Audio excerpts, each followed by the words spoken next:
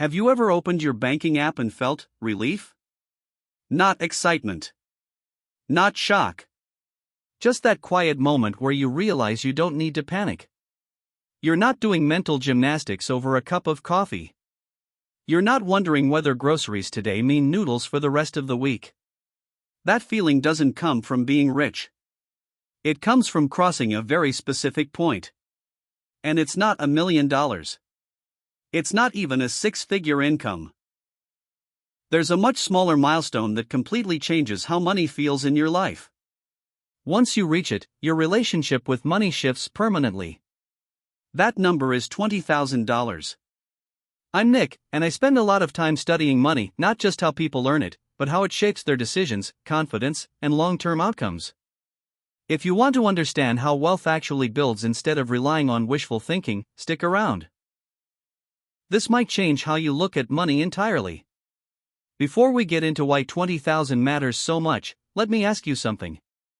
When you hear the phrase building wealth, what do you picture? Maybe someone born into comfort who never had to worry about bills. Or maybe someone grinding endlessly, saving little bits over decades and hoping it adds up. But wealth doesn't grow the way most people imagine. It doesn't move in a straight line. It moves in stages. There are financial checkpoints, invisible ones, where once you pass them, the rules change. $20,000 is the first major checkpoint. It separates people who eventually build real wealth from those who spend their lives reacting to money problems. The wild part?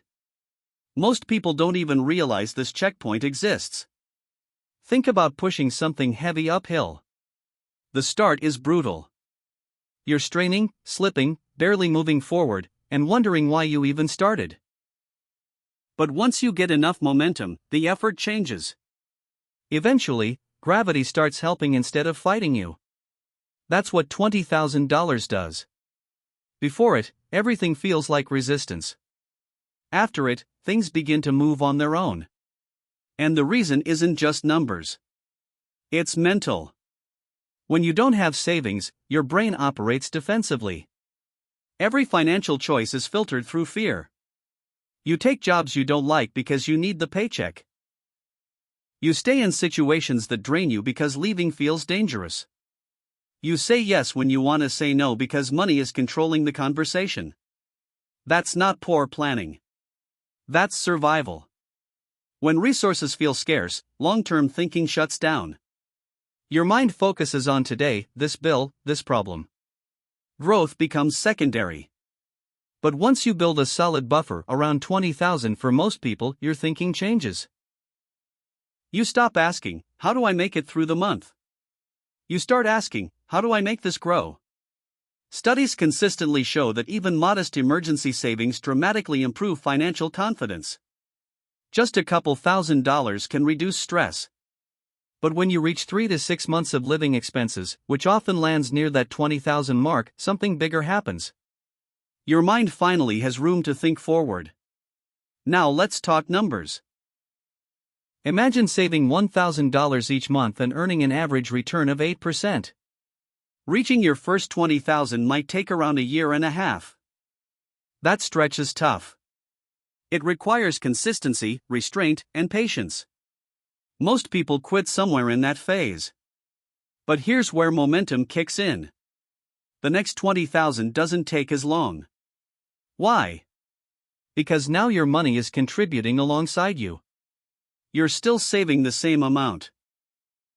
You're taking the same level of risk. But time shortens because growth compounds.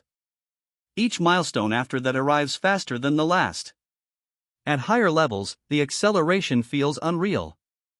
Once a portfolio reaches several $100,000, the same $20,000 that once took years can appear in months without extra effort. That's not magic. It's scale. Many people assume wealth comes from special opportunities or exclusive investments. In reality, the math is simple. Percentages grow with size. 10% on a small amount feels insignificant. 10% on a larger base becomes meaningful. That's why 20,000 feels different. Before that point, gains feel symbolic. Encouraging, but not impactful. After that point, returns start to matter. Money begins showing up without extra work. And here's the part most people overlook. Saving $20,000 isn't just about the money. It proves something. It proves discipline. It proves control. It proves the ability to delay gratification consistently over time. You tracked spending. You made trade-offs. You resisted impulses. And you repeated that behavior for months or years. That changes who you believe yourself to be. Once that identity shifts, everything else follows. Small purchases stop causing anxiety. Not because you don't care, but because you've built trust in yourself. Another shift happens here too. You stop seeing everything as a threat. When you're living paycheck to paycheck, unexpected expenses feel catastrophic. Repairs derail months. Increases cause panic. With $20,000 saved, those same events become manageable. Annoying, sure, but not life-altering. More importantly, you start noticing possibilities. Opportunities you once ignored suddenly become options you can evaluate. Investments. Career moves. Personal growth choices. This is what people mean when they say money creates opportunity. Not because it guarantees success, but because it gives you room to choose. Around this point, something else changes. You stop obsessing over tiny expenses. When money is tight, every purchase feels heavy. Small decisions drain mental energy. But once your foundation is stable, you realize those micro choices don't define your future. Big decisions do. Where you live. What you drive. How much you invest. How you grow income. Those choices move your life dramatically over time. That realization is freeing. You stop sweating details and start thinking strategically. Now let's talk about work. Because this is where the shift becomes obvious. Without savings, you're tied to your next paycheck. That limits how you negotiate, how you speak up, and how you move. With a solid buffer, everything changes. You gain leverage. You don't have to quit. But knowing you could gives you confidence. You negotiate better. You pursue opportunities more boldly. You show up differently. And that confidence often leads to better outcomes, which accelerate growth even further. But here's where many people undo everything. They reach $20,000 and treat it like a reward. They upgrade their lifestyle. Make a big purchase. Commit to expenses they don't need. That money isn't a prize. It's a foundation. One of the biggest leaks in long-term wealth is transportation.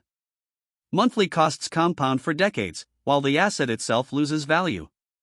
Compare that to investing the same amount. One path drains future options. The other expands them. Once you understand opportunity cost, your decisions change.